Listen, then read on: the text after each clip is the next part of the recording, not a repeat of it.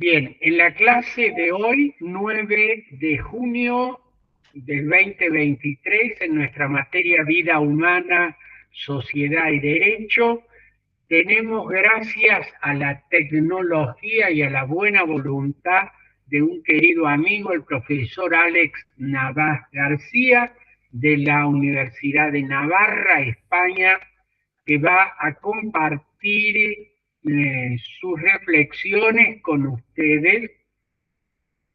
Si mal no he anotado, él lo ha titulado La cultura de la muerte, fascinación de la violencia, pero naturalmente está autorizado a cambiar el texto. Cualquier reflexión de Alejandro nos va a ser extraordinariamente provechosa en esta clase. Alejandro, muchísimas gracias.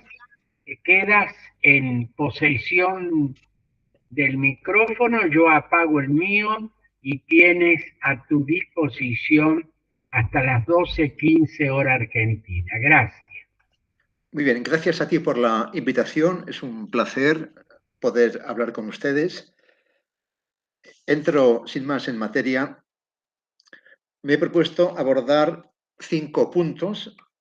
1. Presencia de la violencia. 2. Concepto o definición de violencia. A continuación, la tipología de la violencia. 4. Raíces de la violencia. Y 5. Justificación de la violencia. Veré si soy capaz de cumplir el programa o me quedo un poco corto. Ya veremos. Bueno, es un hecho, me parece, que en toda sociedad hay una gran diversidad de actores que buscan sus propios intereses y objetivos, que no siempre coinciden. Esto da lugar a choques, disputas, conflictos. Voy a hacer una gradación de la máxima unidad y armonía a la máxima confrontación. En el primer extremo tendríamos la concordia, una unión de voluntades. La gente quiere lo mismo, ¿no? Así definía, por ejemplo, San Agustín la amistad. Idem vele, idem nole. Querer lo mismo, rechazar lo mismo. Hay una identificación de las voluntades. Es la situación tal vez ideal para todo grupo, pero rara vez se alcanza, al menos de modo estable. Cuando no hay esa concordia, no hay esa unidad de afectos, de voluntades, aparece la discrepancia, el conflicto, que también, por supuesto, admite una gradación. Ese conflicto puede ser de entrada ficticio o meramente lúdico, el juego, ¿no? Hay un enfrentamiento, por así decir, de mentira. Aunque a la vez el juego es un fenómeno muy importante para la persona y para la sociedad, ¿no? Es el lugar para aprender a observar reglas, ¿no? Para abandonar el propio capricho arbitrario y someterse a reglas, a un arbitraje, a un juez.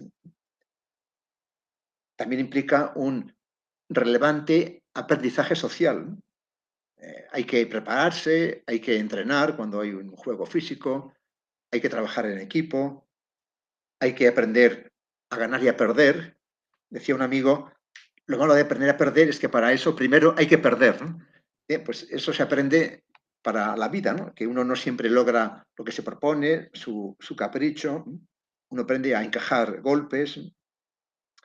También tiene para mucha gente, para adultos, un efecto catártico.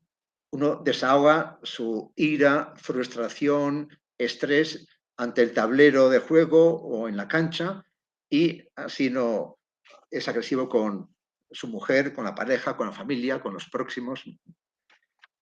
No sé si también se conoce en Argentina este juego del parchís, un juego de... ¿Es conocido el juego del parchís? Pregunto. Parchís. Bueno, con fichas, tal. Ese juego en Alemania, en alemán se llama, literalmente traducido, hombre, no te enfades, porque se presta a que no se enfade. Uno ya está a punto de ganar y pierde, debe empezar de nuevo, volver a la casilla de comienzo, etc. O sea, hombre, no te enfades. ¿Cuántas veces un niño pequeño se levanta airado y tira el tablero por los aires porque no acepta la derrota, ¿no? O sea, el juego es un factor de aprendizaje muy importante para que nos vayamos acostumbrando a vivir en sociedad, a contar con los demás, a observar reglas, a incorporar hábitos buenos de constancia, tenacidad, resiliencia, entrenamiento. Bien, luego ese conflicto potencial admite más grados, ¿no? Y en ciencias sociales lo que se hace, como en toda ciencia, es definir y es elaborar tipologías, ¿no? Por ejemplo, hay en Heidelberg, en Alemania, un instituto que estudia conflictos en el mundo, conflictos sociales, y elabora una tipología donde diferencia conflicto no violento y conflicto violento. Dentro del no violento habla de intensidad baja, con dos opciones, conflicto latente o conflicto manifiesto. Y dentro del conflicto violento distingue el de intensidad media, que recibe el nombre de crisis, o el de intensidad alta, con dos graduaciones, crisis manifiesta y guerra, ¿no? Bueno, es un intento de elaborar tipos y luego con esa planilla examinar la realidad del mundo y ir viendo pues, cuántos conflictos hay en el mundo, cómo se pueden encasillar y ver la evolución, si hay más o menos conflictos que antes.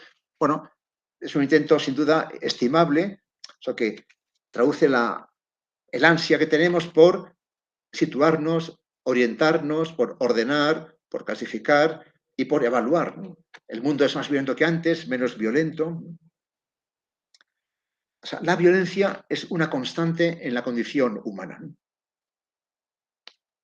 Y aquí nos hacemos dos preguntas. Una primera, ¿es la violencia algo natural, genético, o es algo aprendido, adquirido, cultural?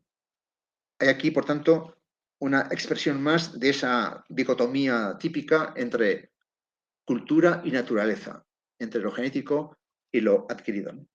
Y la otra gran pregunta que nos formula la violencia es, y que nos interesa dilucidar, es si somos hoy más o menos violentos que en el pasado. Queríamos saber, ¿no? Nos vamos civilizando o no cambiamos o incluso empeoramos.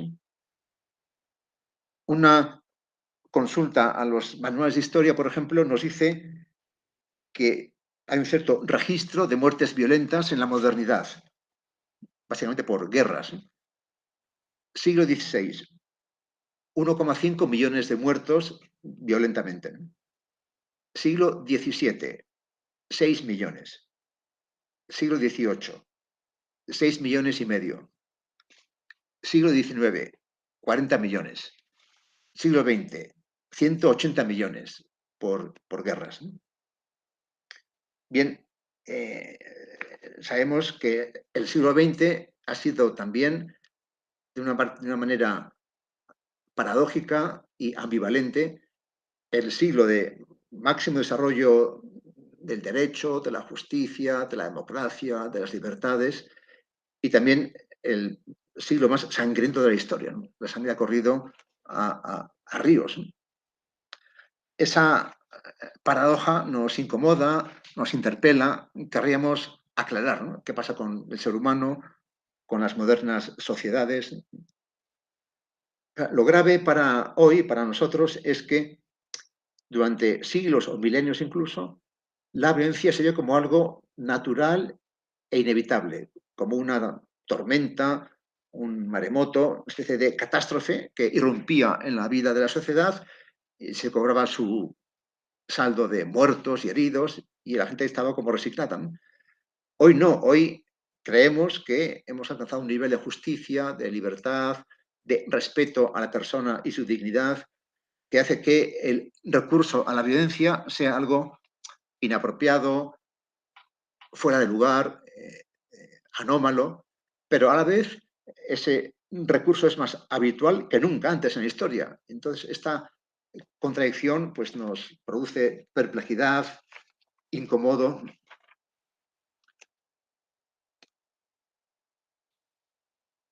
Bueno, ¿qué es violencia? Bueno, es una actividad, una acción, un tipo de acción humana que busca perjudicar, hacer daño a otros. Y no solo físicamente.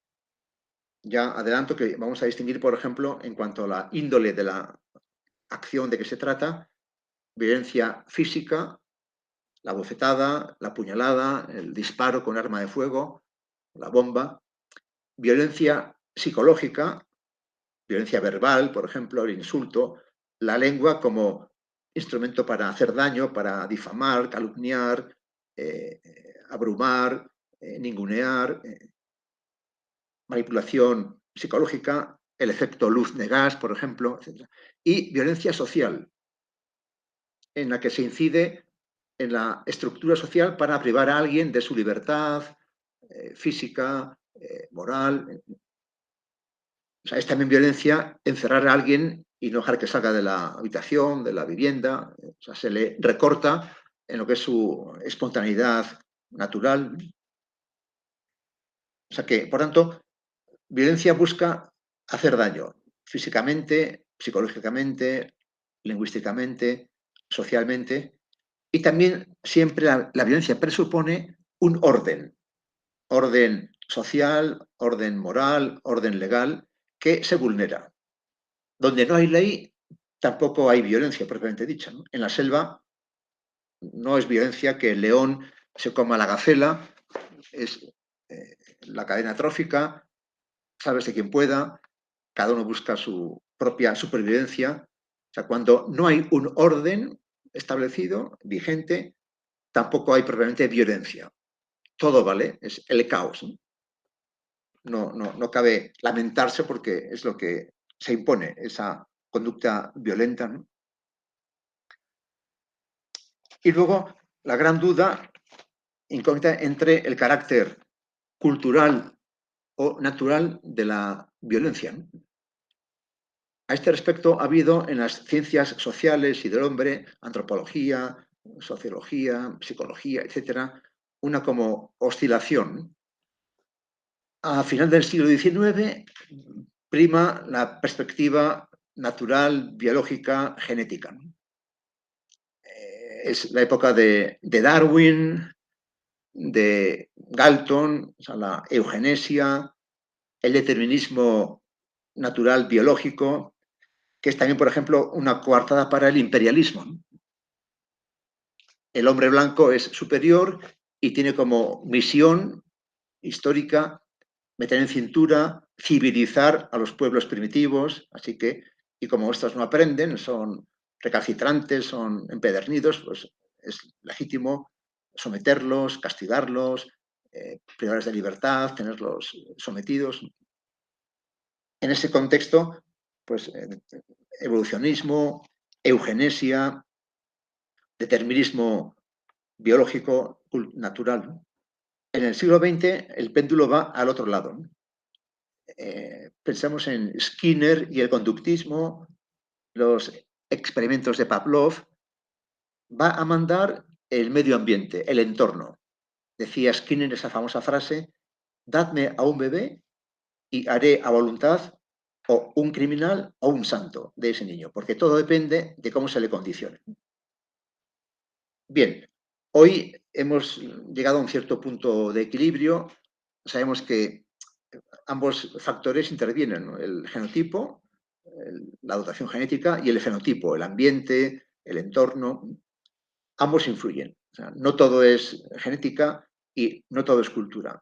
Interactúan y ambos contribuyen a establecer un carácter, una biografía, una vida social. Bueno, y por eso, en torno a la violencia, pues hay diversos acentes que cabe poner, ¿no? Por ejemplo, se decía antes que el hombre, el varón, era violento, mucho más, por supuesto, que la mujer. La mujer era un ser pacífico. Hace un siglo, las tesis de Lombroso, que se aplican en el derecho penal, ¿no? El tipo humano delincuente que viene dado por nacimiento, y Lombroso incluso buscaba parámetros de perímetro craneal, etcétera, que podían permitir establecer que una persona era criminal por nacimiento, por naturaleza. Bueno, decía, claro, que el varón sea violento y la mujer no, pues bueno, pero también ya hoy se matiza, también la mujer es violenta, ha entrado en la dinámica de la violencia.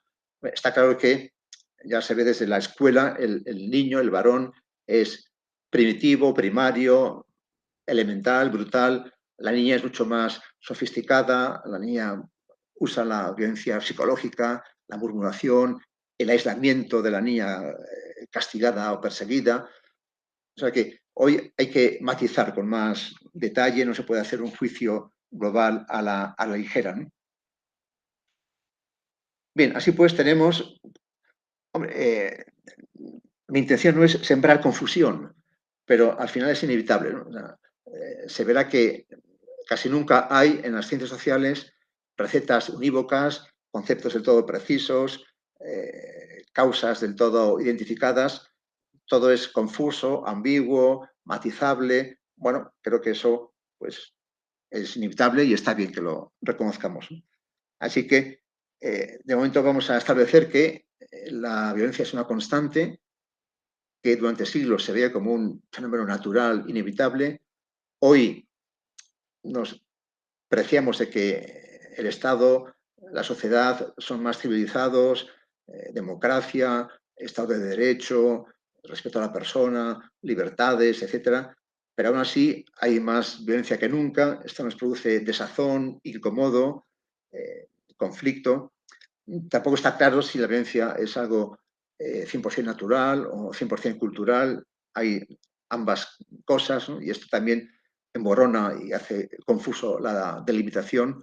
Bueno, así con esto avanzamos, ¿no? Para situarse, viene bien, es lo que hace el científico siempre, elaborar tipologías, ¿no? Diferentes modalidades de violencia, ¿no? Y siempre que se hace una tipología, lógicamente hay que establecer el criterio, que es lo que permite distinguir uno de otro tipo, ¿no? Bien, desde el punto de vista de la ontología, por así decir, del estatuto de realidad, distinguiré violencia de ficción y violencia real, ¿no? Violencia en la ficción, ¿no? En el espectáculo, ¿no? Desde el teatro griego, pasando por el circo romano, hasta hoy el cine, la televisión, las series, etcétera, ha habido dos asuntos, dos argumentos que han atraído el interés del público, que son el sexo y la violencia, es decir, la vida y la muerte. Son los dos ejes de nuestra condición humana. Voy a ilustrar mis tesis con algunos ejemplos. Ahí va el primero. Años 90, en la televisión alemana, RTL, Radio Tele Luxemburgo, es el canal privado más potente, más grande de Europa, ¿no? En RTL lanza un programa propio que se denomina, traducido al español, llamada de auxilio o de socorro. ¿Y qué hacen los reporteros de RTL? Espían las frecuencias de radio de la policía, la Cruz Roja, los bomberos, para identificar incidentes, accidentes, incendios, crímenes, choques de autos, ¿no? Y acuden enseguida, con frecuencia antes que la propia policía, y filman escenas terribles, ¿no? Los heridos entre la chatarra del coche destruido, sangrando, la madre del suicida lamentando la muerte de su hijo, las víctimas esperando ser atendidas. Bien, escenas de gran impacto que emiten con un gran éxito de audiencia. 9 millones de espectadores para una población de 80 millones que es Alemania, ¿no? Lógicamente hubo enseguida debate. Se decía, son imágenes indignas, que no respetan la intimidad de las víctimas, no hay respeto, se busca el sensacionalismo, televisión amarilla, no hay derecho. Entonces, ¿qué hizo RTL? Dio un cambio al enfoque, dejó de dar los accidentes en directo y los reproducía en el estudio, o sea, con actores y, por tanto, ya no con sangre, sino con salsa de tomate, con ketchup, ¿no? Que es lo que se emplea para el rodaje, ¿no? Y al comienzo del programa daban 2 o 3 minutos de didáctica, educación sobre cómo actuar en caso de emergencia, de crisis, unas clases de primeros auxilios, algo muy alemán, que es la cosa didáctica y pedagógica, ¿no? Decían, con esto, el programa tiene un interés, una intención educativa. Hay que enseñar a la gente cómo actuar ante una emergencia. Respuesta de la audiencia. Pasó de 9 millones a 3 millones. Es decir, la gente quiere sangre de verdad, no quiere ketchup ni actores. Bueno, pensemos en el circo romano, ¿no? Cuando se inauguró el circo, en el año 80, el Coliseo, hubo varios meses donde a diario había lucha de gladiadores, fieras, miles de animales matados, cientos de gladiadores muertos en combate, ¿no? Y la gente feliz, ¿no? Con el pan y el circo, ¿no? Nietzsche, ese gran filósofo que supo ver las aporías del mundo moderno ilustrado y denunciar sus incoherencias, tiene una frase terrible que es: ver sufrir a otros produce un gran placer, ¿no? Es una fuente de gozo, ¿no? Pero hay un placer mayor, que es hacer sufrir a otros, ¿no? Pasar de ser mero espectador a ser actor, ¿no? Según parece, ahí hay un placer todavía mayor, ¿no? Entonces vamos a ver ahora una tipología basada en la condición de los actores violentos, ¿no? Según quién actúe violentamente. Distinguiré la masa, el Estado, el grupo, el individuo. Y dentro del individuo veré algunos subtipos como el soldado, como tipo humano, social, el niño y adolescente como actor violento y la mujer como actor violento. La masa. Bueno, el siglo XX se ha llamado el siglo de las masas. Para empezar, porque en 1900 éramos unos 1.200 millones de habitantes. En el 2000 éramos unos 6.000 millones. O sea, en este siglo XX aparece la masa como protagonista, como actor decisivo, relevante, ¿no? Masa que se reúne por motivos variados para aclamar a los caudillos, dictadores y monarcas, para presenciar espectáculos, para visitar las exposiciones mundiales, por ejemplo, o para ver al Papa. Según se dice, el encuentro del Papa Juan Pablo II con los jóvenes en Manila fue la máxima concentración que ha habido en la historia del planeta de gente, junta 4 o 5 millones de personas en un mismo lugar, ¿no? O sea, la masa se puede convocar y se puede reunir, ¿no? Y la masa también se puede portar violentamente, ¿no?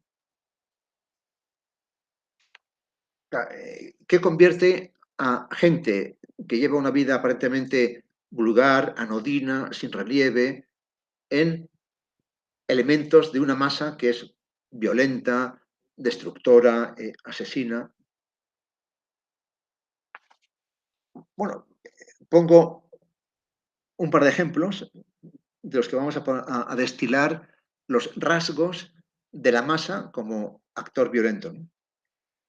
El primero es un caso famoso en la historia de Estados Unidos, el caso Mary Fagan, que se desarrolla en Atlanta, capital de Georgia, en abril de 1913, el día 23, Mary Fagan, una niña joven de 13 años, aparece asesinada, ¿no? Trabajaba en una fábrica de lapiceros y se sospecha en el acto del director de la fábrica, que era Leo Frank, judío. Hay que resaltar que en Norteamérica el clima cultural era francamente antisemita hasta la Segunda Guerra Mundial. Ya después cambió, pero en esa primera mitad del siglo la opinión pública es claramente antijudía. Se corre el rumor de que ha sido Frank el asesino y es juzgado con rapidez y el 25 de agosto de ese año es condenado a muerte. No hay pruebas, pero no importa. Hay tal presión popular que el jurado, con gran rapidez, dicta sentencia de muerte. Los abogados de Frank acuden al gobernador del estado y le convencen de que el cliente es inocente, pero aún así, convencido por la argumentación, por los datos presentados, el gobernador cambia la condena de muerte por cadena perpetua. Esto ocurre en 1915, el 25 de junio. Frank es encerrado en la cárcel. Y el 16 de agosto de ese mismo año, hombres armados atacan la prisión, anulan a los guardias y se llevan a Frank a Mariette, el pueblo natal de la víctima Mary Fagan. Allí primero lo castran y después lo cuelgan, lo ahorcan ante una muchedumbre jubilosa que celebra como una gran fiesta. Se hacen muchas fotos y hasta hace muy poco, o sea, durante un siglo, en el sur de Estados Unidos se usaban esas fotos como postales. ¿No? Es un linchamiento que pasó a la historia. ¿No? Ninguno de los autores del asalto a la cárcel y de linchamiento fue juzgado ni condenado. ¿No? Y muchos años después, un sujeto negro que trabajaba en la fábrica como conserje, encarcelado por otro delito que había cometido, confiesa que él fue el asesino de Mary Fagan. El año 86, Leo fue declarado inocente y rehabilitado. Bueno, linchamiento. En Estados Unidos, entre 1870 y la Guerra Mundial, hubo unos 4.000 linchamientos, de los cuales se juzgó a 49 personas y sufrieron condena de cárcel 4 personas. O sea, casi 50 años de linchamientos en total impunidad. Masas violentas. Perdón, se fue la imagen un momento. Masas violentas que hacen justicia por su cuenta y no hay consecuencias. Aquí cabría hacer una reflexión hoy sobre los linchamientos mediáticos, por ejemplo, en redes sociales. Sería otro tema para considerar. Bueno, hay un fenómeno también relevante en Argentina, en el ámbito del fútbol, las barras bravas. ¿No? Y aquí cito una historia de Bill Buford, norteamericano, medievalista, dedicado a la historia medieval. Vive en Londres y dirige una revista medieval llamada Granta. No sabe nada de fútbol, por supuesto, un norteamericano dedicado a la historia medieval. Un fin de semana va a ver a unos amigos en Gales y el sábado toma el tren, estación de provincias, del interior, y de repente oye por el altavoz que se dice, atención, despejen el andén número 2, va a hacer su entrada un tren especial, por favor, retírense, y ve que aparecen policías que ponen el andén cada varios metros, pasa el tren, un tren de hooligans, de hinchas que iban a seguir a su equipo. ¿No? Vuelve a Londres, pregunta, esto del fútbol, hooligans, le interesa y pasa 2-3 años entre hooligans, viviendo con ellos, ¿no? Para entender, para aclararse. Lo hace en Inglaterra y en Europa. También sigue a la selección inglesa hasta el Mundial del año 90 en Italia. Ahí termina su peripecia y luego publica un libro, es una especie de reportaje, que se llama en inglés Entre los Thugs. Thugs, si ha leído a Emilio Salgari, sabrá que era una especie de secta en la India de asesinos que mataban con un lazo de seda y por estrangulamiento. Sandokan, toda la serie de Sandokan de Salgari, de televisión y de cine, pues tiene que ver con los Thugs. Él vive como ellos, siente con ellos y hace la experiencia de la violencia, como en concreto en una ciudad, en Fulham, por ejemplo, el grupo de hooligans camina hacia el centro de la ciudad y empieza a destrozar todo.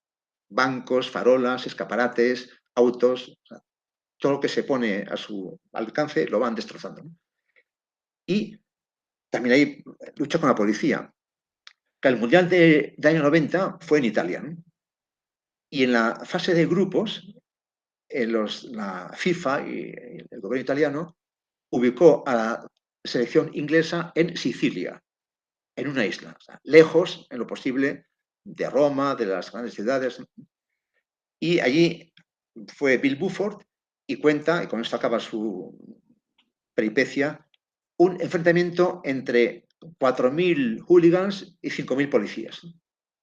Policías armados con tanquetas de agua, con porras, con escudos, con cascos, y fue una especie de masacre tremenda de los hooligans. Bueno, él habla de sí mismo, de su percepción, y dice que cuando esa masa de hooligans empieza a destrozar, siente una especie de como de éxtasis, sensación de omnipotencia, ¿no? De la máxima plenitud, ¿no? Saber que nada y nadie puede parar a esa masa, ¿no? Salvo otra masa de igual tamaño y mejor armada, como los policías de Palermo, ¿no? O sea, ya vamos viendo entonces que en el linchamiento, en las barras bravas, esa masa, de una parte, disuelve, anula a la individualidad. Uno queda como subsumido en la masa. Hay una sensación de omnipotencia, ¿no? Nadie puede plantar cara a la masa, ¿no? Y uno que entre semana es una persona anodina, vulgar, igual sometido a su jefe o a la familia, etcétera, allí se crece. De repente es el que manda y los demás se rinden, huyen, tienen miedo ante esa masa desatada, ¿no? Hay también un fenómeno de escalada, ¿no? Uno grita, otro grita más alto, otro lanza una piedra, otro, en fin, y de repente pues hay una violencia intensa, terrible. La masa también diluye la propia responsabilidad, nadie es responsable, ¿no? Uno no se siente culpable de nada, ¿no? Luego después igual reflexiona, pero en el momento no hay conciencia de culpa o de responsabilidad, ¿no? Claro, también la masa es caprichosa y voluble, cambia fácilmente de dirección, de objetivo. También sabemos, allá hay mucha psicología de la masa, que esa tensión suprema puede mantenerse durante un tiempo limitado. Esa descarga de adrenalina no es mantenible durante horas y días, ¿no? Por eso los gobiernos, la autoridad confía en que la masa se canse, se agote, se desinfle y vuelva a una cierta normalidad. También, por ejemplo, los gobiernos de todo tipo, en la antigüedad y hoy, procuran, para contentar a la masa, darle algún pequeño premio, ¿no? Cortar alguna cabeza. Cesa al alcalde, al ministro, al responsable, al rector, y ya se confía en que con esto la masa se ha cobrado una víctima, el que era objetivo de su ira, de su acusación, y puede quedar contenta y disolverse, ¿no? Pero también cabe al contrario, que la masa se crezca, viendo que la autoridad cede, pues pide más, ¿no? Bien, hay mucho sobre la gestión de la masa, el trato con la masa. El dato es que hoy la masa es un actor violento por excelencia, ¿no? Pensemos en las maras de Centroamérica, etcétera. Masas que se forman de modo espontáneo, masas que son estimuladas, convocadas, organizadas, guiadas por el líder, por los dirigentes. De la masa pasamos al grupo, lo que se llama delincuencia organizada. Ha habido siempre en la historia de la humanidad desigualdades. Dentro de la común condición humana hay desigualdad de dones, de habilidades, de talentos, de suerte, de trabajo, de riqueza. Y hay gente que no se conforma con el reparto de los dones y envidia dones ajenos y se apropia de ellos por la fuerza. Ladrón, secuestrador, cuatreros, bandidos a gran escala local, nacional, internacional. O sea, de siempre ha habido gente que no ha aceptado el reparto de los bienes y se ha propuesto apropiarse, de modo violento incluso, de los bienes ajenos. Bueno, también aquí ha habido toda una evolución de la delincuencia. Durante siglos, por ejemplo, el campo era inseguro y la ciudad segura. En las ciudades medievales había una muralla, las puertas, de noche se bajaba la puerta, había vigilancia y el campo era inseguro, donde había bandidos, cuatreros, uno estaba... Hoy tal vez pase con frecuencia al revés, ¿no? Hoy en muchos lugares la ciudad es más insegura y el campo es más seguro, ¿no? Bien, también, aunque hay también metrópolis francamente inseguras, ¿no? Si buscamos la palabra más empleada para describir el mundo de hoy, en los últimos 23 años, desde el año 2000 para acá, el término que más se utiliza es globalización, mundo globalizado, ¿no? Y con motivo, con razón, ¿no? En muchos aspectos, y no solo económicos, también culturales, etcétera, el mundo es un escenario único donde las fronteras han perdido relevancia y, bueno, pues también ese carácter de globalización se aplica a la delincuencia organizada, ¿no? Hay grandes tráficos y redes, ¿no? La ONU y la Interpol hablan de dos grandes redes mundiales, tráfico de droga y tráfico de armas, ¿no? Y hoy se añade un tercer frente que mueve igualmente muchísimo dinero, es el tráfico sexual de mujeres, prostitución, pedofilia, turismo sexual, etc.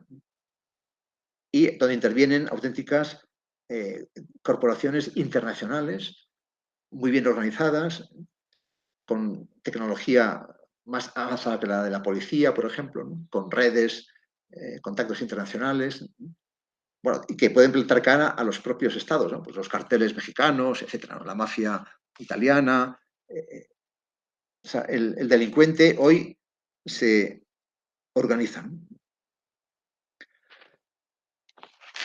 Como digo, siempre hubo piratas, ladrones, secuestradores. Hoy una novedad en el siglo XX es la extensión de la actividad que ataca al Estado, a la sociedad, con la violencia como recurso puramente estratégico. Aquí hay que citar a George Sorel, que es el que teoriza sobre la violencia, que ya deja de ser un fenómeno puramente natural, una especie de catástrofe natural, sino que es algo que el violento va a aplicar de modo racional, frío, calculador, para atacar al adversario, para liquidar al enemigo. O sea, se exalta teóricamente la violencia, ¿no? Y esto ocurre simplificando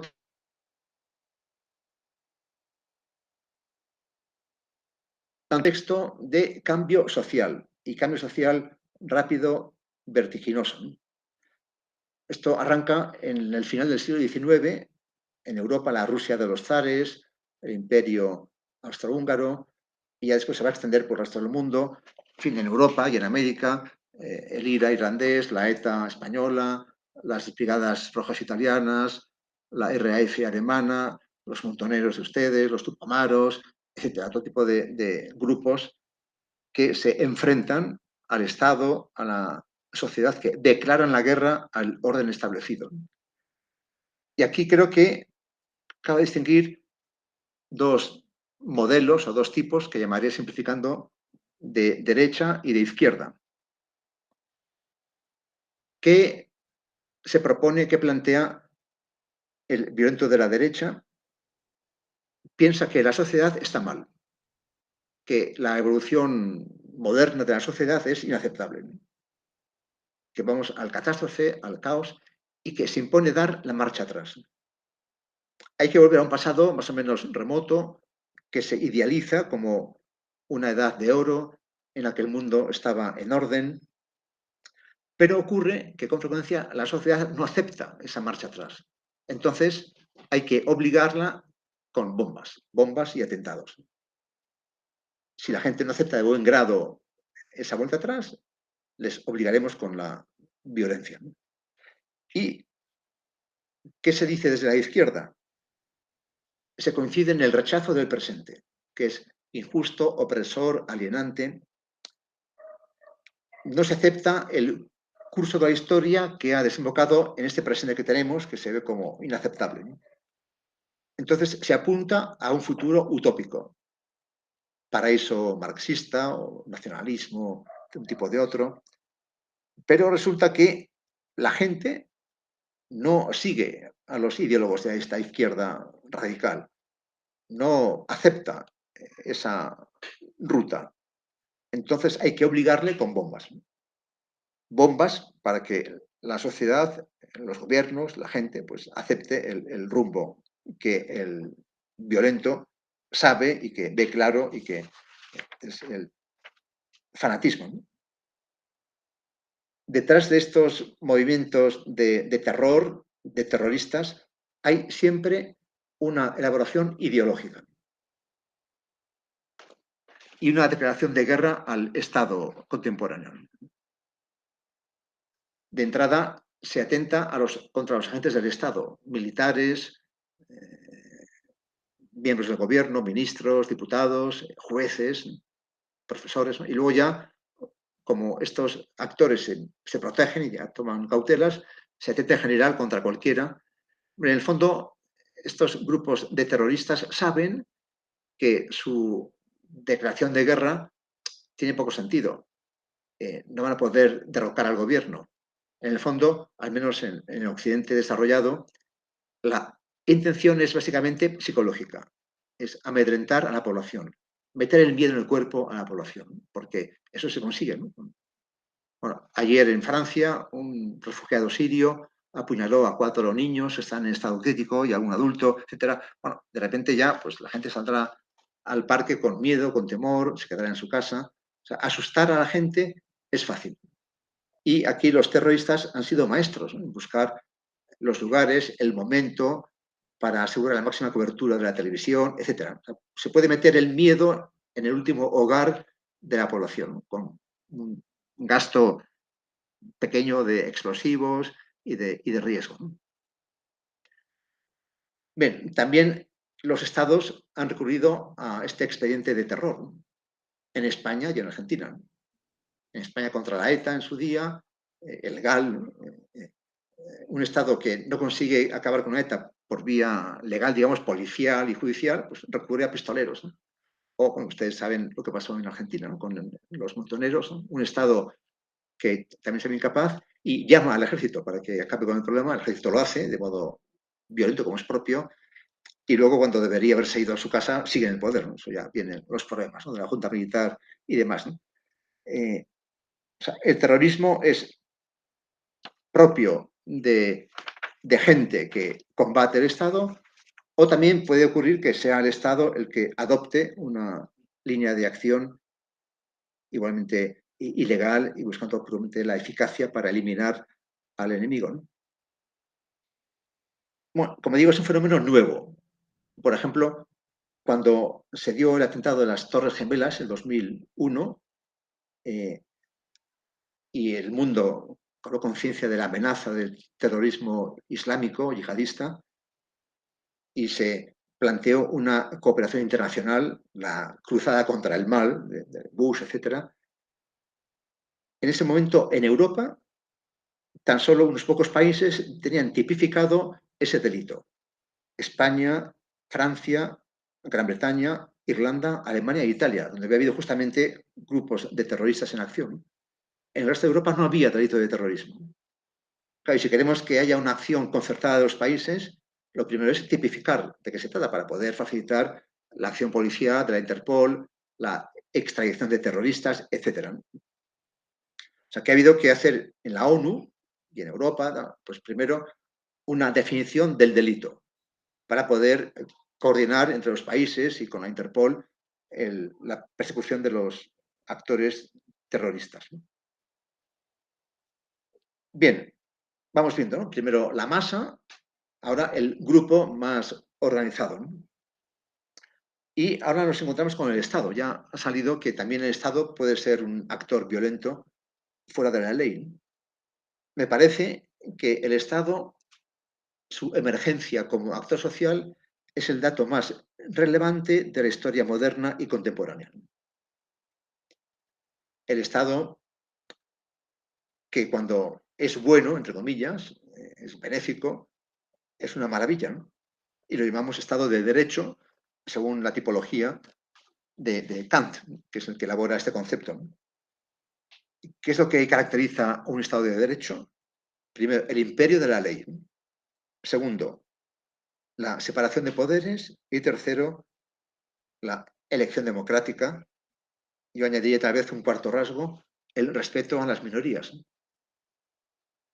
Esto es un cambio radical en la vida de los países, estados. De repente ya no estamos a merced del capricho arbitrario del gobernante, sino que el gobernante también, él mismo se ve sometido, obligado por la ley. Esto da seguridad y también libertad a la ciudadanía. Además, como hay una percepción de que el poder es peligroso, se presta al abuso, se busca limitarlo en el tiempo, X años de mandato, y en el ejercicio, separación de poderes, ¿no? Ejecutivo, legislativo, judicial, y la elección democrática, son garantías para evitar que el gobernante abuse, se propase y dar a los ciudadanos garantías, darles libertad, etc. El Estado, desde entonces, desde 1800 hasta el día de hoy, en estos 2 siglos largos, ha crecido sin parar, en tamaño, en recursos humanos y materiales, en atribuciones, todo lo regula, lo legisla, lo controla. Y en mi opinión, son varias las causas que han motivado este crecimiento del Estado, ¿no? Las 2 primeras son de carácter político y serían la guerra y la revolución. Desde Napoleón, las guerras se han convertido en hechos nacionales, guerras totales, ¿no? Que afectan, que comprometen a la totalidad de la población. Todos los varones son llamados al frente y el resto del país en retaguardia tiene que trabajar para la guerra, ¿no? Intendencia, etcétera, fabricación, economía de guerra. O sea, ya hasta ese momento, durante miles de años, desde la antigüedad hasta 1800, la guerra era asunto de mercenarios, de ejércitos contratados por los monarcas, y la población no se veía afectada más que si pasaba por su lugar el ejército, que se abastecía pues, con frecuencia robando, devastando a la comarca. Pero era algo de minorías especializadas, ¿no? Ahora ya la guerra afecta a todo el mundo, ¿no? Todo el mundo es llamado a filas o debe colaborar en la retaguardia, ¿no? De una parte, ¿no? De otra, tenemos el hecho de la revolución. En los libros de historia, por lo menos en España y en Europa, ¿cómo se describe el siglo XIX? Como el siglo de las revoluciones. Después de la francesa, hay ciclos en 1830, 48, 70, la revolución soviética del 17, los intentos de revolución comunista en Centro Europa, en Italia, en Alemania, en los años 20. la cubana. Y después de toda revolución y de toda guerra, se gane o se pierda, da igual, el resultado es siempre el mismo, que hay más Estado que antes. Porque el Estado ha crecido para hacer la guerra y ya no va a soltar esas competencias o atribuciones, o porque el Estado tiene que crecer para reconstruir el país tras la derrota o tras la revolución. ¿En qué deviene, en qué termina la Revolución Francesa en sus diversas oleadas del 89 a 1800? Y Napoleón. O sea, más Estado que antes. Se puede afirmar, como hace por ejemplo Jacques Ellul, que en el fondo toda revolución es el cambio de un Estado viejo, anquilosado, caótico, ineficiente, por otro Estado mucho más organizado, eficiente, ordenado, capaz, potente. Son crisis de crecimiento del Estado, ¿no? La revolución y la guerra, ¿no? También ahora, estos días últimos, en el mundo, con la pandemia, ha ocurrido lo mismo, ¿no? ¿Qué ha pasado con la pandemia? Según grados de un a otro país, pues más control burocrático, más control del Estado, supervisión, menos libertades. En España, terrible, meses de confinamiento, hemos estado encarcelados, ¿no? Y de una manera ilegal, como luego puso de relieve el Tribunal Constitucional, ¿no? Gobiernos que echan mano de decreto ley, decreto para no ir al Parlamento. En general, la democracia y los derechos han sufrido con la pandemia. Ante toda crisis, ya sea económica, de salud o militar, los estados aprovechan para crecer, para fortalecer su posición, para apropiarse de más recursos, para regular más, controlar más. Y no digamos cuando el Estado se sirve de toda la tecnología moderna, de los algoritmos, las redes, Big Data, etc. Yo hablo aquí de la alianza entre el valle y la colina, entre Silicon Valley y Capitol Hill. Al final sufre la libertad de los ciudadanos. Y no solamente en China, también en los países occidentales. El país occidental con más cámaras de vigilancia que controlan todo es Inglaterra, ¿no? Un país de gran raigambre democrática y supuestamente de respetar las libertades. Bueno, pues es el país máximamente vigilado por videocámaras, ¿no? Bien, cuando el Estado es realmente de derecho y busca el bien de su gente, es una maravilla, ¿no? Se habla del Estado social y del bienestar, ¿no? Que es un logro que siguió a la Segunda Guerra Mundial, ¿no? Y que tematizó y formuló Lord Beveridge en los famosos informes de los años 40. Un Estado, dice el informe de Beveridge, que va a acompañar y cuidar a la gente desde la cuna hasta la sepultura. Estado providente que nos proporciona infraestructura, seguridad, educación, sanidad, subsidios de todo tipo de desempleo, enfermedad, viudedad, jubilación. Ese Estado, cuando se diseña, tiene una buena intención, que es premiar al pueblo inglés que se portó heroicamente en la Guerra Mundial, ¿no? Pero como todo, pues el Estado ha crecido de modo desmesurado, incontrolado, acumulando funciones, recursos y no siempre buscando de una manera justa el bien de su población. Y cuando el Estado moderno, que tiene tantos recursos, se pervierte y se hace criminal, se convierte en una máquina de matar como nunca se ha visto antes en la historia, ¿no? Los regímenes totalitarios, ¿no? Comunismo, nazismo, Mao Zedong en China. Cuando hablo de esto a mis alumnos, que saben poca historia, es una carencia de nuestra enseñanza secundaria, les pregunto por el gobierno del mundo, el Estado del mundo, más criminal, o sea, que más gente propia ha matado, que mató a la tercera parte de la población del país. Y en 4 años. Los Khmer rojos de Camboya, del 75 al 79, liquidan a la tercera parte de la población camboyana. Pol Pot y sus secuaces, gente formada en París, gente culta, refinada, que amaba la música del barroco, la nouvelle cuisine francesa. Llegan al poder y de un día para otro decretan el vaciado de las ciudades, todo el mundo al campo. y empiezan a matar, ¿no? Por motivos, por ejemplo, llevar gafas. Era signo de ser intelectual y, por tanto, opositor en potencia. Matan de entrada fusilando a la gente. Se quedan sin balas. Matan a golpes de pico. Y al final ni matan, entierran viva a la gente, ¿no? Varios millones de muertos, esos galpones llenos de calaveras, ¿no? Y eso acaba porque el gobierno de Vietnam invade Camboya. Occidente sabía lo que pasaba, pero no hizo nada, no intervino para nada, ¿no? Dejó hacer a los Khmer rojos, ¿no? El lema de Pol Pot, un lema terrible, era Estado-nación sin gente, nación en paz, ¿no? La paz del cementerio, ¿no?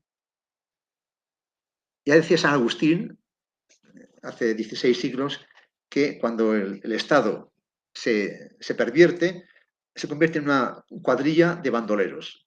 Bueno, pues bandoleros que tienen bomba atómica, que tienen policía secreta, campos de concentración, etcétera. El control de los medios, todo. Pues ese Estado pervertido, que es una máquina de matar como nunca se ha visto. Claro.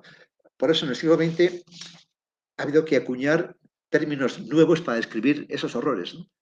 Genocidio, el primero que consta como tal de los armenios a manos de Turquía, ¿no? Genocidio, limpieza étnica, holocausto, gulag, tortura química, bomba atómica. O sea, el siglo XX es un siglo de los horrores, ¿no? Con estados y con gobiernos enloquecidos que matan de modo masivo y sin... Aquí, por ejemplo, se podría hablar largamente de una institución social que es el campo de concentración. Campos de concentración de la Alemania nazi, de la Unión Soviética, que a veces son los mismos. Por ejemplo, yo he estado en Buchenwald, en la ciudad de Weimar, lo que era Alemania Oriental, al sur de Berlín, y además con la paradoja de que Weimar fue la sede del romanticismo, del clasicismo alemán, que se asocia a Goethe, Schiller, etc. Pues ese lugar de la máxima cultura y refinamiento intelectual alemán es después la sede de un campo de exterminio tremendo que cuando Rusia invade el este de Alemania sigue usando como tal. O sea, no hubo que cambiar nada. Sirvió el campo unos años para el régimen nazi y otros para el régimen comunista, ¿no? Con idénticas prestaciones, ¿no? Hay todo un género literario de que es las memorias del campo, ¿no? de exterminio.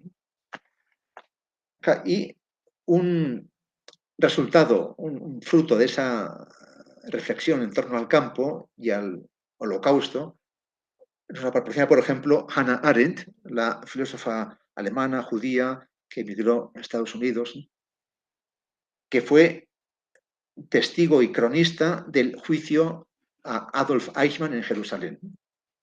Este Adolf Eichmann era un funcionario alemán, o sea, civil, no militar, que fue el que organizó de modo, digamos así, burocrático la solución final, ¿no? El exterminio de los judíos en los campos, ¿no?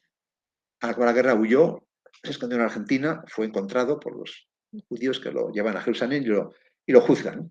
El juicio duró meses, él escribió en prisión sus memorias y ese juicio, que tuvo una expectación mundial, contó con muchos cronistas que informaron, y entre ellos Hannah Arendt, que informaba para la revista New Yorker. Unas crónicas extensas, densas, que dieron lugar después a un libro de éxito, bestseller, Eichmann en Jerusalén. Porque ese juicio dio a la opinión pública mundial y también a la academia alguna sorpresa. Por ejemplo, que Eichmann era un tipo normal y corriente, ¿no? La gente esperaba, bueno, aquí va a aparecer un monstruo, un tipo algo insólito, desconocido. No, no. Para nuestra desazón, era un tipo normal. Querríamos que esos criminales fueran o bien gente enferma o gente perversa, ¿no? Porque eso nos, como que nos exime, ¿no? Yo no soy como ellos, ¿no? Yo nunca podría hacer algo así. No, pues no. O sea, Eichmann viene a mostrar que, en el fondo, cualquiera de nosotros, puesto en el contexto adecuado, es capaz de los mayores horrores, ¿no?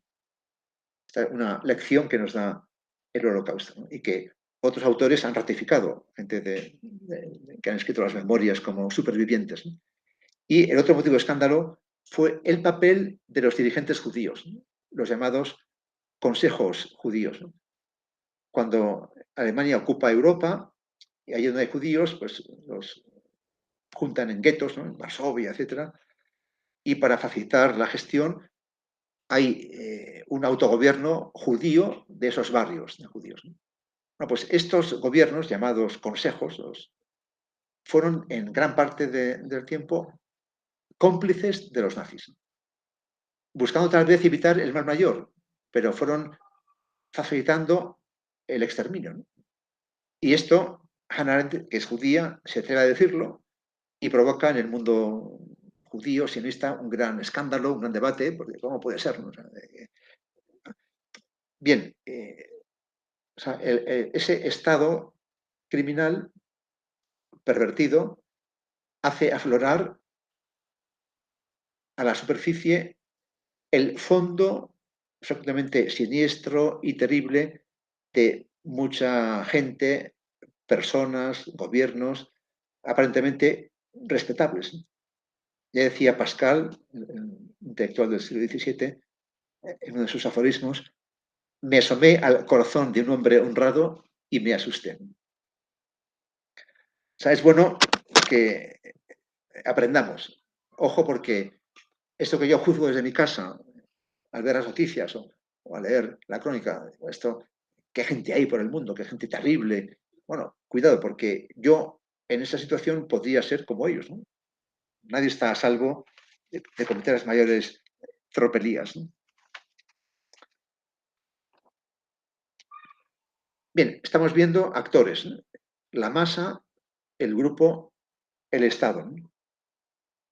Veamos qué pasa con el individuo, ¿no? El homicida, el asesino, ¿no? Por una parte tenemos, ya he mencionado la guerra como un fenómeno global, total, que afecta a toda la población. Y, claro, tenemos al soldado, que es el que integra los ejércitos, ¿no?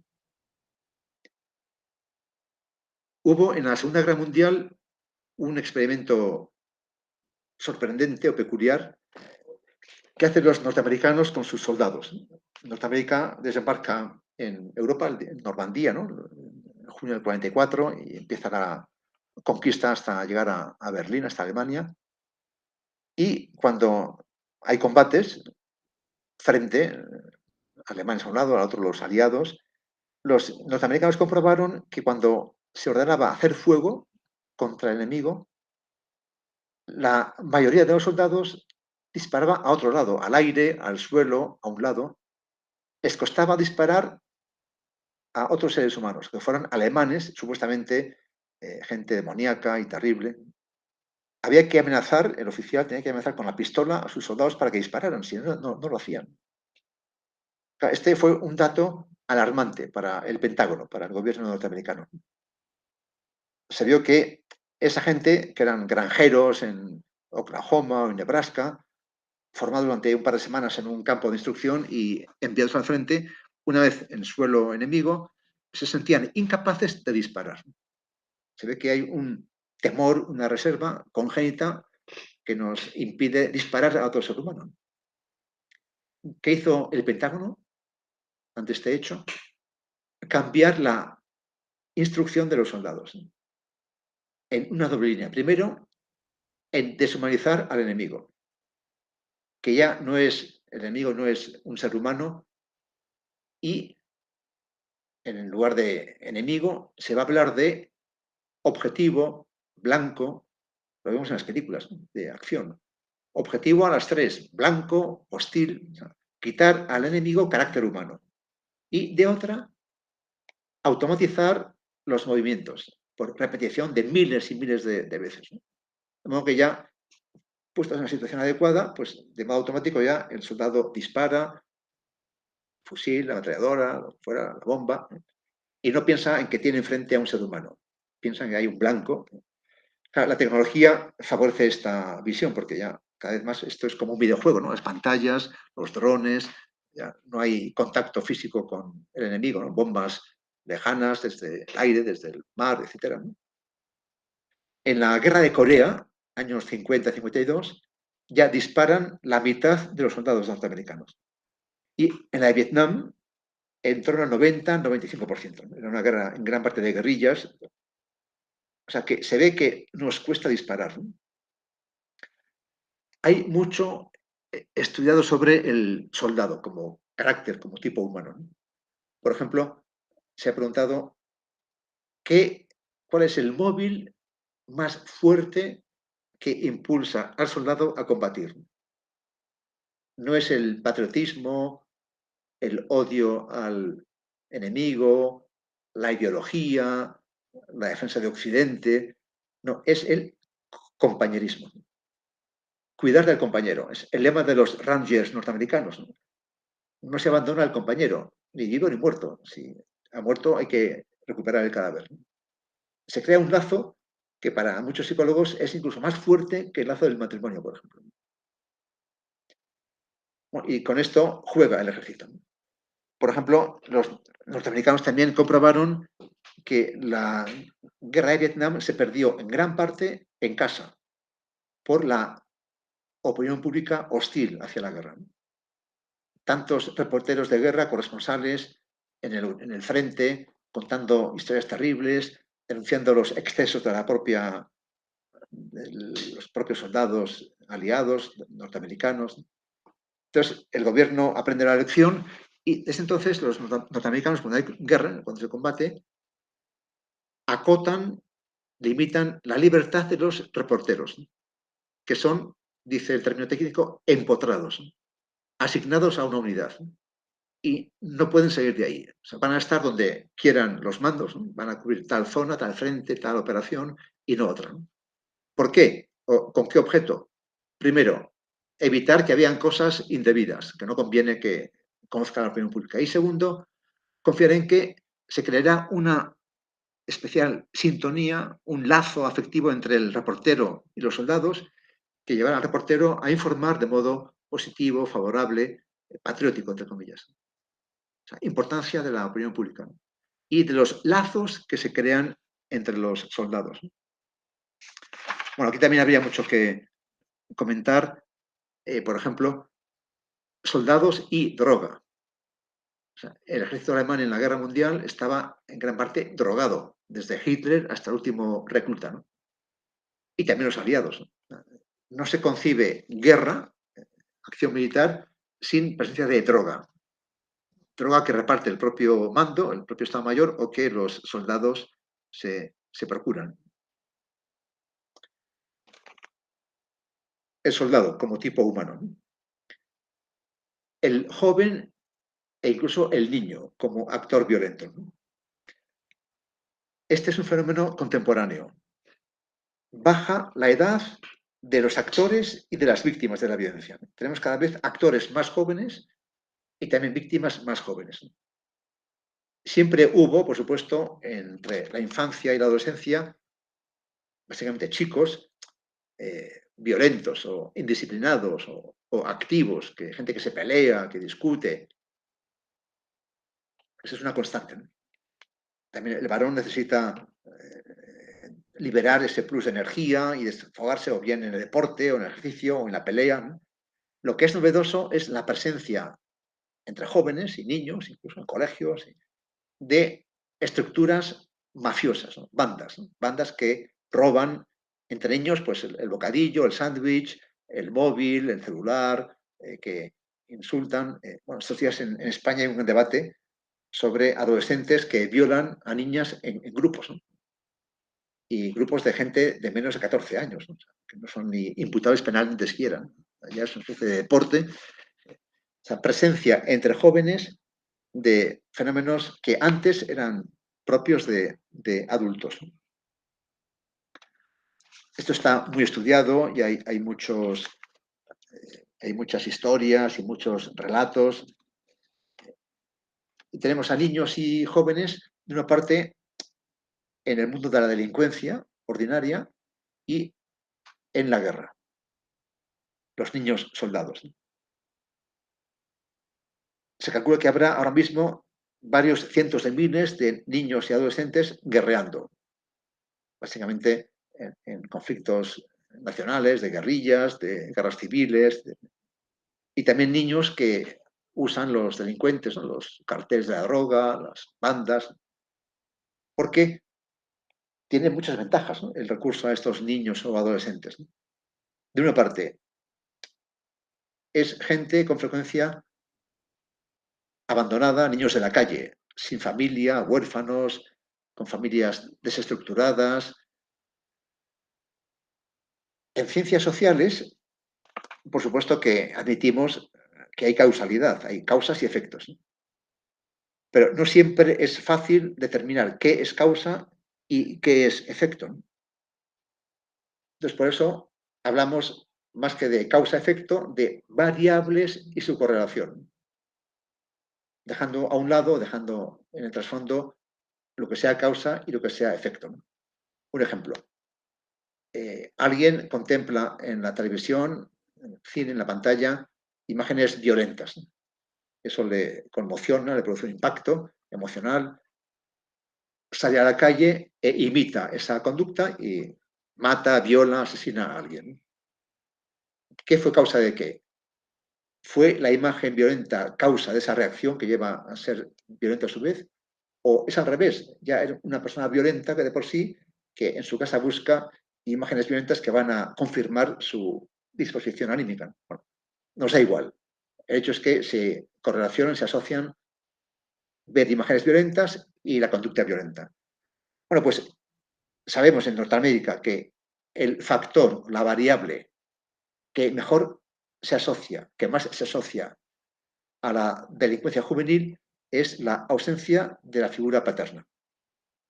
Un padre ausente es lo que más propicia jóvenes delincuentes, ¿no?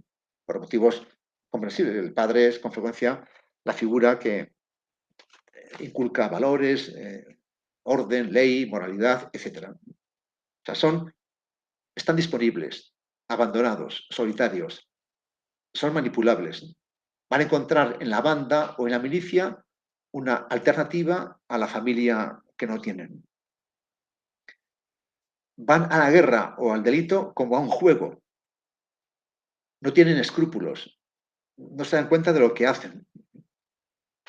Son también fáciles de usar como mensajeros, chivatos, espías, exploradores. No llaman la atención, son baratos. También como carne de cañón, por ejemplo. Pues una guerrilla, un grupo armado avanza por la selva, por la montaña, y no sabe si habrá una emboscada del enemigo, habrá un campo minado, envía delante a unos niños que van a ser el chivo, ¿no? Si hay minas saltarán por los aires o si el enemigo espera caerán abatidos. Además, tenemos hoy armamento cada vez más liviano, fácil de manejar y mortífero. Pistolas semiautomáticas, fusiles, que no pesan apenas, tienen gran potencia de tiro, ¿no? Entonces ellos pueden usarlo como un juguete, ¿no? Y después son útiles para tareas domésticas o, en el caso de las chicas, como juguete sexual para los adultos. Después son fácilmente manipulables y se les puede engañar. Se les puede prometer paga, recompensa, soldada y no dársela. Aunque, ojo, porque también ellos pueden vengarse de los jefes que les han defraudado, ¿no?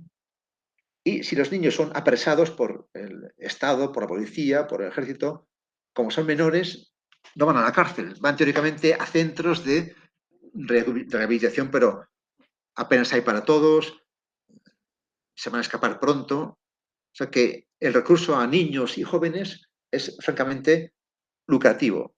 Se entiende que muchos ejércitos, carteles, bandas, guerrillas, los recluten a la fuerza incluso, o los encuentren en la calle y les den el hogar del que carecen. Y, por último, la mujer, ¿no?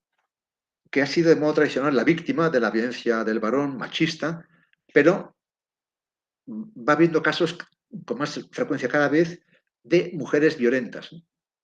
jóvenes, pandillas, maras, donde ellas son actores, ¿no? Peleas entre mujeres.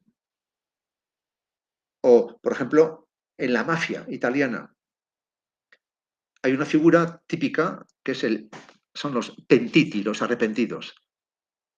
Mafiosos, con frecuencia capos, jefes, que a cambio de una reducción de la pena delatan a los secuaces, a los integrantes de la banda, ¿no?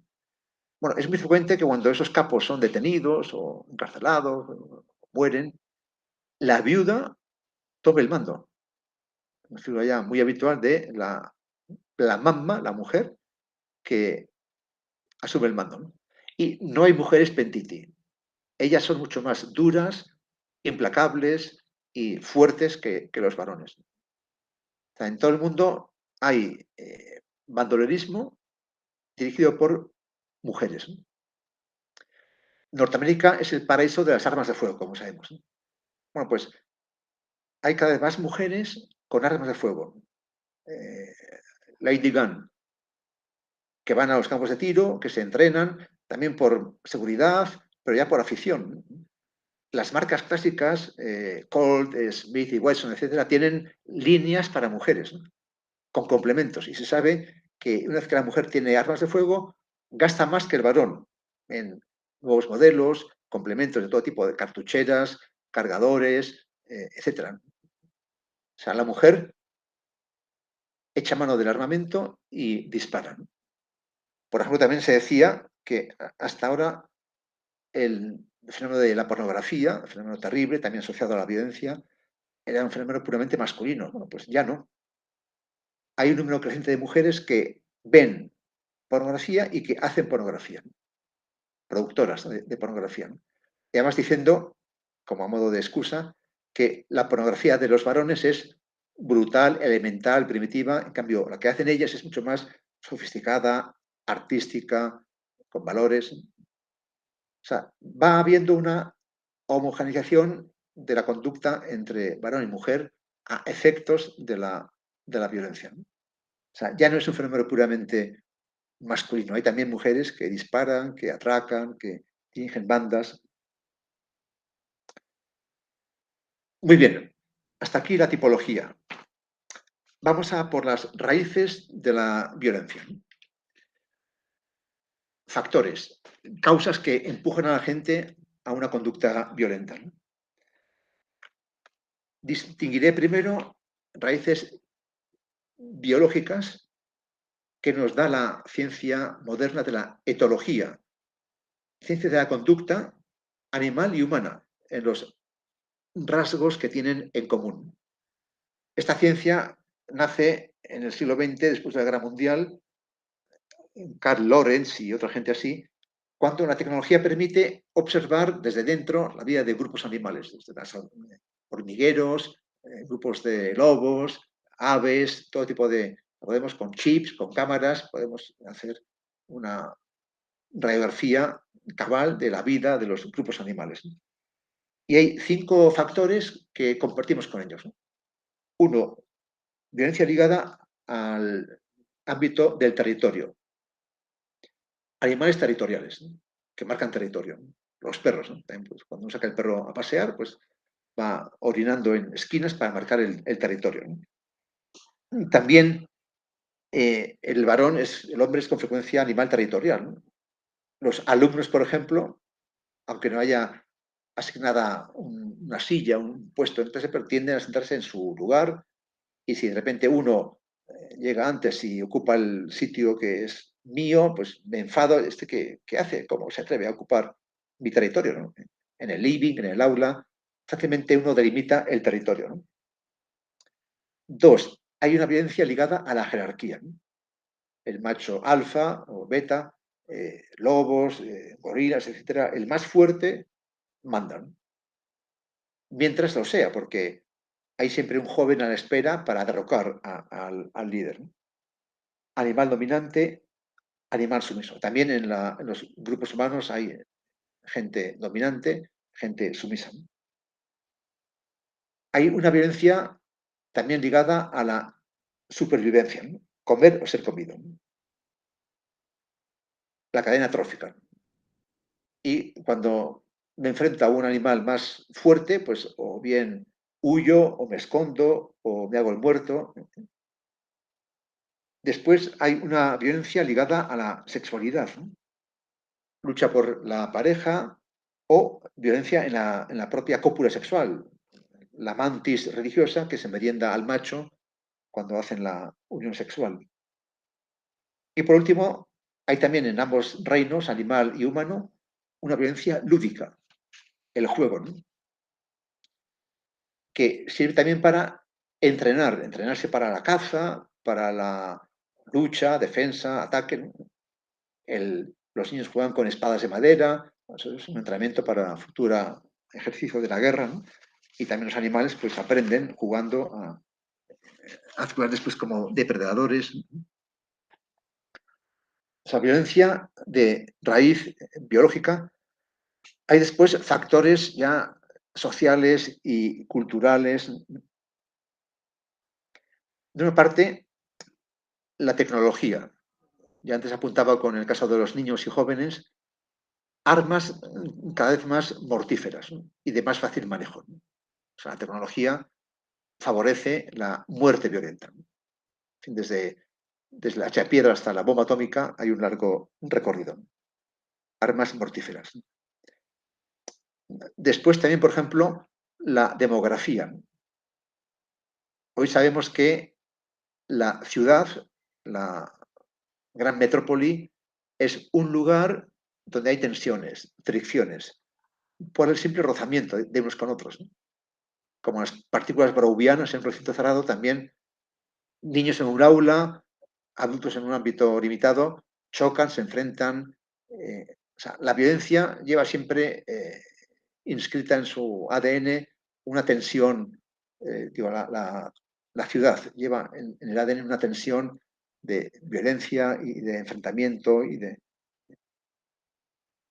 factores culturales, por ejemplo, el machismo de algunas sociedades, pues en Latinoamérica, también en España, en el mundo islámico, la mujer sometida y de repente la mujer que se emancipa porque frecuenta el aula y el mundo del trabajo y gana sueldo y es autónoma y se libera. Entonces, con frecuencia, el varón no acaba de aceptar esa autonomía de la mujer, esa emancipación y se revuelve con violencia, ¿no? No se adapta a ese cambio social, cultural y reacciona con violencia. Patrón machista, ¿no? Bien, el papel de los medios de comunicación, que es un papel importantísimo hoy y que no lo era en el pasado, ¿no? Siglo XX ha sido de los medios, ¿no? Primero cine, después televisión, la publicidad, ahora Internet. Esos medios, como ya dije al principio, están llenos de sexualidad y violencia, ¿no? Mira, aquí hay un gran tema de estudio de los efectos de los medios, ¿no? En estos dos campos, la sexualidad y la violencia. Bueno, hay muchas teorías, muchos enfoques, pero parece claro que hay una correlación entre violencia en los medios y violencia en la sociedad, ¿no? Porque los medios, de una parte, normalizan el recurso a la violencia, lo presentan como algo normal, estandarizado, de modo que si hay un conflicto, ya sea en un grupo pequeño o entre grupos grandes o naciones, el recurso a la violencia es algo normalizado, es algo que surge de modo inmediato, ¿no? También los medios dan una violencia, en el fondo, eh, normalizada y desdramatizada, porque no hay mal olor, no hay ruido. Por ejemplo, la gente que estaba en la guerra, los reporteros de guerra, dicen que lo que más les impresiona y afecta es el ruido, el estruendo de las bombas, ¿no? Algo que las crónicas no reflejan, ¿no? La guerra que vemos en la televisión es inodora, incolora, insípida, lo duro queda omitido, enmascarado. O sea, los medios nos hacen pensar que esa violencia es universal, que es aceptable, que es asumible, que está normalizada, que todos la utilizan. Factores culturales, como por ejemplo el modo de entender la libertad. Libertad que para el moderno es liberación, emancipación. ¿Y de qué se emancipa el moderno? De la tradición, de normas, de la realidad como fuente de valores morales, de Dios, que es el autor de la realidad. El moderno se considera autónomo, liberado, soberano, dueño de sí mismo, no va a aceptar órdenes de nadie. En todo caso, como también el moderno quiere vivir en sociedad porque es más eficaz, pues pactará por consenso normas y valores. Pero ya no se acepta un legislador de fuera, de carácter sobrenatural o de carácter tradicional. El moderno es dueño de sí mismo. Decía Nietzsche otra vez, para el moderno la felicidad se expresa en dos palabras. Yo quiero. Mi capricho es la ley. Lo que yo quiero, eso se hace. Manda el yo, manda la voluntad. La libertad como emancipación, que no obedece a nada ni a nadie. La ciencia y tecnología nos proporcionan saber, por supuesto, y un poder creciente, extraordinario. Bueno, pues ese poder se asocia a la libertad como emancipación. Y decía Hannah Arendt, por ejemplo, que el moderno cree básicamente dos cosas. La primera, que todo está permitido. Y la segunda, que todo es posible. Todo permitido, libertad. Todo posible, saber y poder. Entonces, ese moderno, ya hemos visto que emancipado, ciego, borracho de poder y de saber, puede ser criminal, como Pol Pot, Hitler, Stalin, Mao Zedong, etc. ¿no? Tantos dictadores de todo tipo. ¿No? No hay freno y hay mucho poder.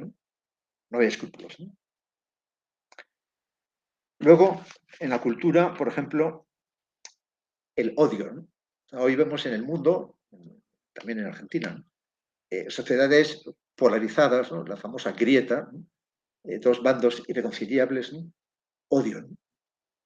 No, ya no, digamos, falta de amor o de concordia, siquiera de respeto, odio, ¿no? Insulto, descalificación. En España estamos estos días ya de campaña electoral porque se han convocado elecciones para julio y ha dimitido ayer la jefa del PSOE en Andalucía porque llamó a un dirigente del PP, que es de origen sefardí, de los judíos que había en España hasta el siglo XVI, lo llamó nazi judío.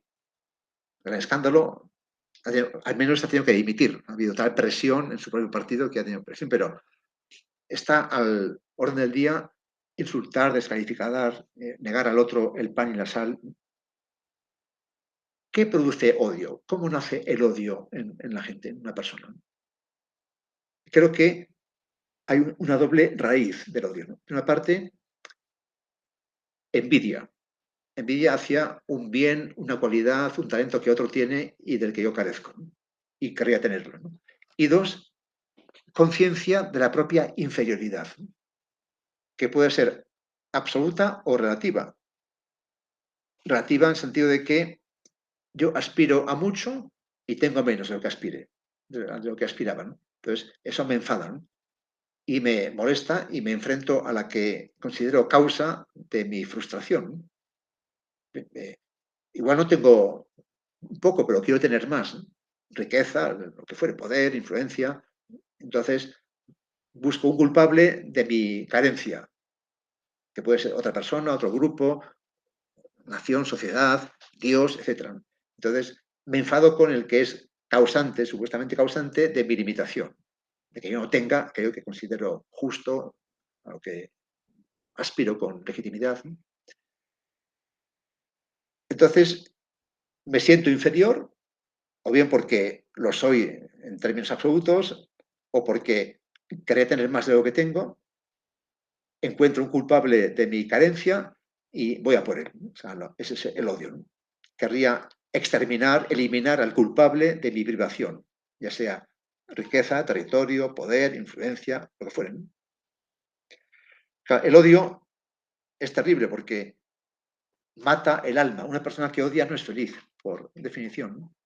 El odio puede quedarse en el interior y envenena el carácter. Una persona que odia, ¿no? Incapaz de amar, destila bilis en cada palabra, en cada pensamiento, o puede llevar a la acción. O sea, como odio y he encontrado al culpable, voy a por él, a hacerle daño, a insultarle, a difamarle, a calumniarle, a matarlo. Y también se da la inversa. Odio como respuesta a una agresión, ¿no? Alguien me perjudica de una forma o de otra, entonces como respuesta voy a por él. Con muchísima frecuencia se ve en el ámbito marco social de los estados, de los grupos, que la conducta violenta y agresiva en el fondo refleja miedo, inseguridad.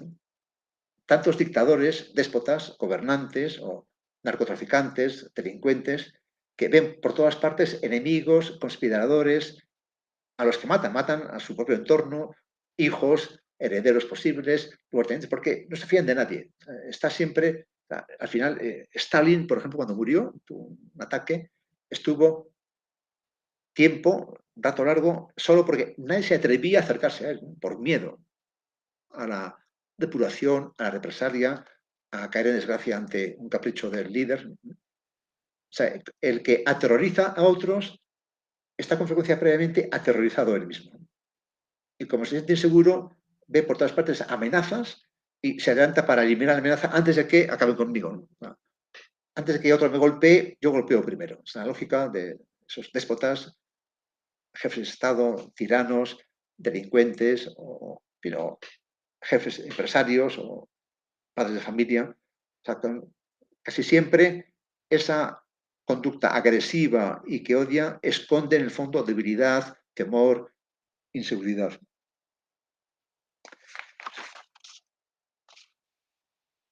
¿Cuál sería, en mi opinión, el factor decisivo?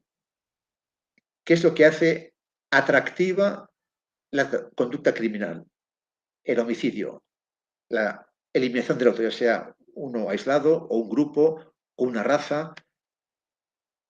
Bueno, como sabemos, no hay grupo humano, no hay sociedad sin alguna forma de poder o de gobierno. Si falta el gobierno, ese grupo se extingue, se disgrega, se separa y desaparece. ¿Y cuál es el poder supremo al que todo otro poder está sometido? Como en la obra de Tolkien, el anillo que manda a los demás anillos, el anillo supremo, ¿no? El poder que rige a todos los demás poderes. Bueno, pues me parece que ese poder supremo al que nadie escapa, al que todos quedan sometidos, es la muerte, ¿no? Y por eso el que mata se asocia al poder supremo. Es como Dios, ¿no? Él también morirá, pero al menos morirá el último. O sea, el que mata, en el fondo, hace un ejercicio de poder, de soberanía suprema, ¿no? Sobre la vida y muerte de los demás, ¿no?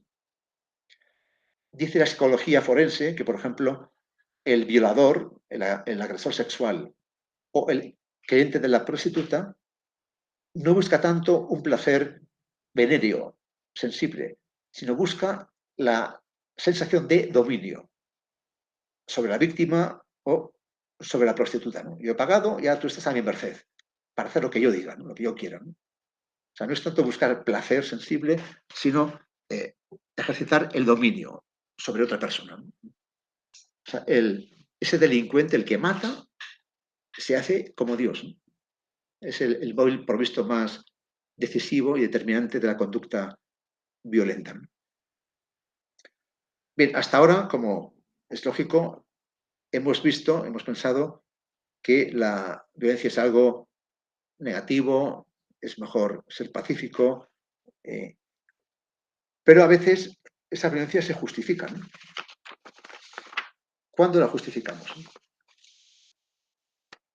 Bueno, aquí hay también una teoría clásica sobre la guerra justa y el tiranicidio, que dice que uno puede matar cuando es agredido.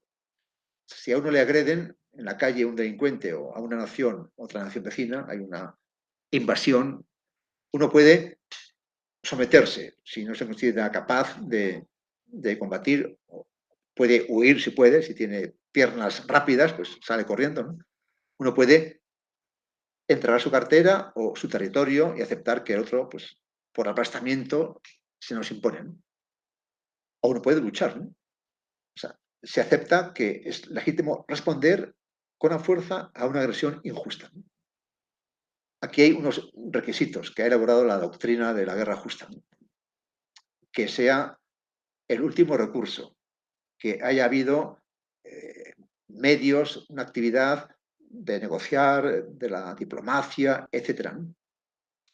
Que haya una reacción proporcional entre la agresión y la respuesta a la agresión. Claro, si otro me insulta y yo le ametrallo a él y a toda la familia, pues no hay proporción, claramente, ¿no? Aunque aquí hay también culturas penales diferentes. Por ejemplo, en Estados Unidos, si un tendero sufre un atraco y saca del mostrador una pistola y dispara a los atracadores, es un héroe, ¿no? En España iría a la cárcel, de entrada a la cárcel, ¿no? O sea, pero bueno, se acepta que uno puede defenderse de modo proporcionado al ataque, ¿no? Sufrido, ¿no? Y también decía esa moral tradicional que debía haber una cierta garantía de éxito, porque si no, uno lleva a la gente a un suicidio colectivo, ¿no? Bien, aunque aquí hoy se podría matizar, porque también con frecuencia se sabe que si no hay ninguna opción frente al enemigo poderoso, pero uno va al martirio, ese martirio puede ser eficaz para tumbar al agresor. Porque la opinión pública sentirá simpatía por el mártir y por su causa, y por eso muchos tiranos, cuando reprimen revueltas o protestas, se cuidan de que no haya mártires, porque no conviene al déspota que haya un mártir que el otro pueda enarbolar como bandera y como simbología, ¿no? Bien, son los requisitos para que se justifique la respuesta agresiva a la agresión. Entonces, básicamente, dice esa doctrina clásica que la violencia es legítima cuando, primero, uno responde a una agresión previa, uno se defiende únicamente, defiende su vida, su propiedad, su territorio, o cuando el otro es incapaz de razonar. Entonces nos parece bien sujetarlo, por ejemplo, un niño que juega con el fuego o que dice que se siente Superman y que quiere volar por la ventana, se lo impedimos a la fuerza, ¿no? Un loco que puede ser violento, pues se le sujeta camisa de fuerza, es internado, o alguien que está borracho, ha bebido mucho, ha tomado trago y va a hacer una tontería, bueno, pues le sujetamos, se lo impedimos, pensando que cuando recupere la sensatez nos dará las gracias por haber impedido hacer la locura, ¿no? O sea, cuando el otro no razona, nos parece legítimo ser violentos, ¿no? Impedirle la libertad, sujetarlo, encerrarlo. Y de modo curioso, estos dos argumentos son los que emplean los enemigos del Estado, esos grupos de terroristas que hemos mencionado hace un rato, ¿no?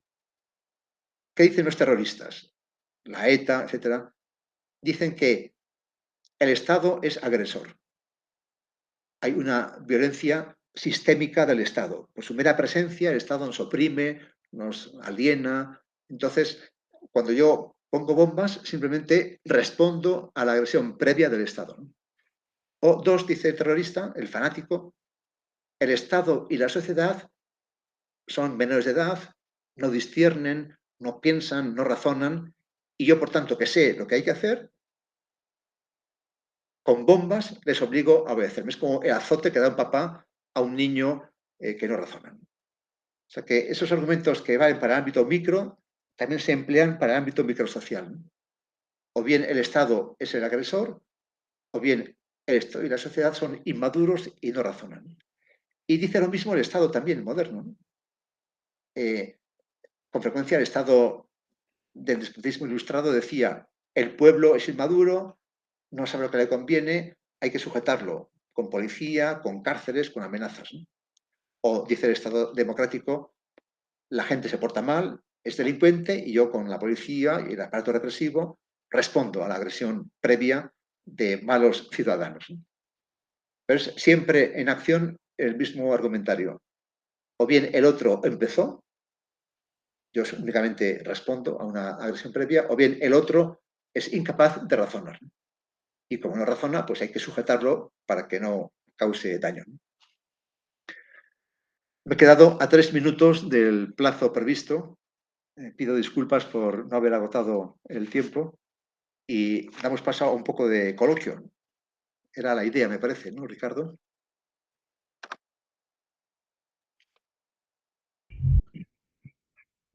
Sí, muy bien, Alejandro, pero sí, podemos abrir algunas preguntas. A ver quién da la cara, como Paola, que da la cara, Lidia da media cara, o sea, solamente está agazapada tras la pantalla. Valentino ha puesto una foto, para despistar igual que Carolina. A ver, alguien. Buenos días, profesor. Yo quisiera hacer una consulta. ¿Para usted es genético o es cultural la violencia en el ser humano? Claro, no es fácil de responder. Yo creo que hay una parte genética y una parte cultural, aunque creo que hoy día se da un poco más de peso, de más influencia a lo cultural, me parece, ¿no? Pero hay también en el derecho penal, por ejemplo, en psicología, en la pedagogía, se tiende a dar tal vez demasiada importancia al constructivismo, a pensar que todo está en nuestra mano, ¿no? Y no es verdad, porque con frecuencia en el contexto más ideal, más idóneo, más calculado, pues hay gente que sigue la pauta y es civilizada y hay gente que es salvaje, indisciplinada. Esto se ve incluso en las propias familias, ¿no? En idénticas condiciones de ambiente, de educación, los chicos son muy diferentes unos de otros, ¿no? Pero yo confío en la cultura. Creo que la cultura puede dominar y dominar a la naturaleza incontrolada. Muchas gracias, profesor. ¿Alguna otra pregunta o intervención?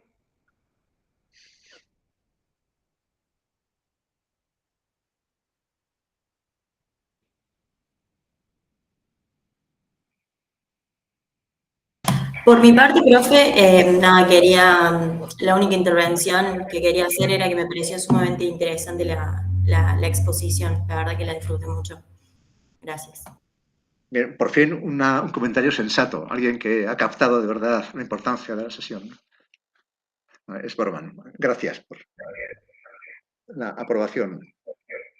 Hombre, siempre el concepto gusto parlante es un poco arriesgado, pero en fin, espero haber superado la prueba con cierto aprobado, por lo menos, ¿no? Si no notable, al menos aprobado. Muy interesante, profesor, muy interesante.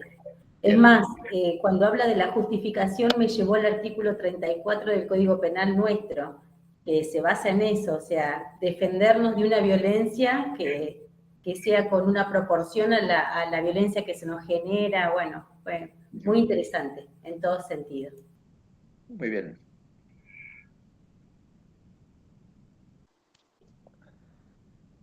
Santiago, ¿qué te ha parecido?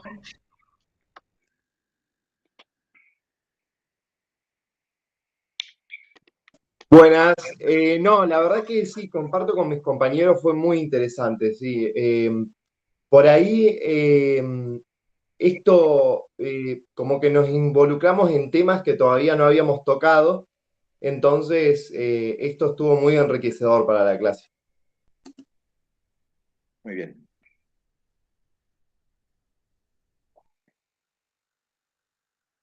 Por mi parte, quiero agradecerte, Alex, que como siempre nos das una visión muy profunda, mantienes tu estilo periodístico, de manera tal que es muy fácil seguirte, aunque realmente el tema es complejo y abrumador, ¿no?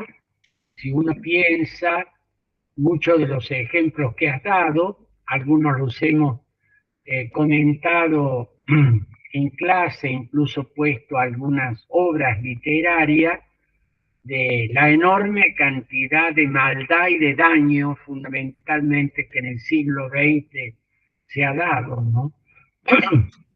El tema de Camboya que decía es brutal, ¿no?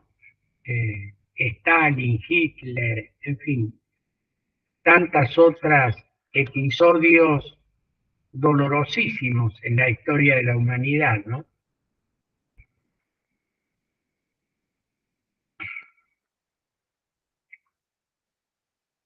Bueno, no sé si hay alguna pregunta para el profesor Navas.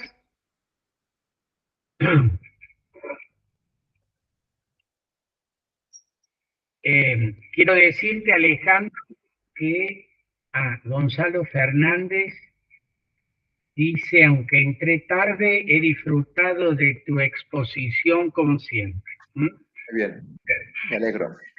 Gonzalo te manda un cordial saludo. Igual para él.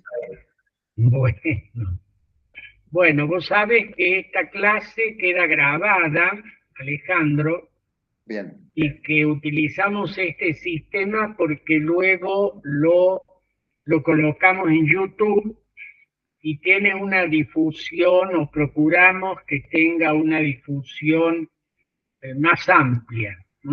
Normalmente tenemos una base de personas, algunos de la universidad, otros fuera, que son alrededor de 400 personas, a las cuales va a llegar tu grabación. Así que realmente te agradezco el esfuerzo y esperamos que nos podamos ver cara a cara para septiembre o octubre. Así lo espero. Si no hay ninguna otra cuestión, vamos a concluir acá. De acuerdo. Ha sido un gusto conversar con ustedes. Muchas gracias, Alejandro. Gracias. Muchas gracias.